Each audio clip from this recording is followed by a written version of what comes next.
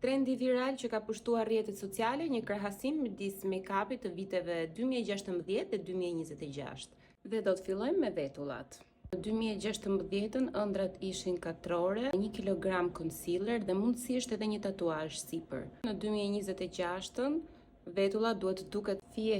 Sa i përket fondatinës duhet ishte full coverage edhe mundësisht sa më shumë sasi. Duke si mask, 26 mjafton kremi i diellit, një baby cream. Art më vete, ishte fiksa ajo periudha që u bë viral ky trekëndshi i famshëm ose ajo skica e Kim Kardashian, kishte një kontrast të jashtëzakonshëm në konturin.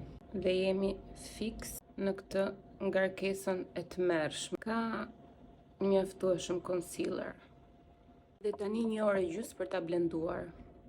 Ndërsa në 2026 konturi duhet të duket sa më natyral. Blushi nuk ekzistonte fare në 2016. Në 2026 jemi duke shkuar drejt blush blindness.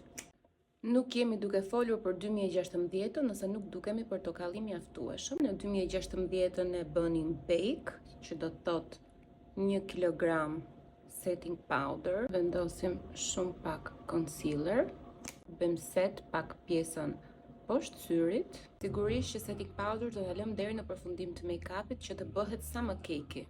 Për sa i përket syve, më kujtohet që doli make-upi cut crease, ndërkohë në 2026 mjafton një eyeshadow e lehtë, pak fare blush, pak highlighter, sa më të mëdha qerpikët. Okej, mezi shoh. Buzët kanë qenë në mod shumë kafus, sa më natyrale. Cherry on top. Tani heqim baking powder. Siç shihet në 2016 make-upi ka qenë shumë i rënduar, produkte ekstra në sasi, edhe sikur të rrisin moshën edhe të heqin atë freskinë. Ndërsa në 2026 mund të kemi përdorur 2-3 produkte më tepër se dhe prap rezultati duket shumë herë më natyral. Dhe siç thosh një shoqja ime, sikur ham çdo ditë brokoli. Më shkruani në koment çfarë mendimi keni për këtë video dhe çfarë doni të shikoni next.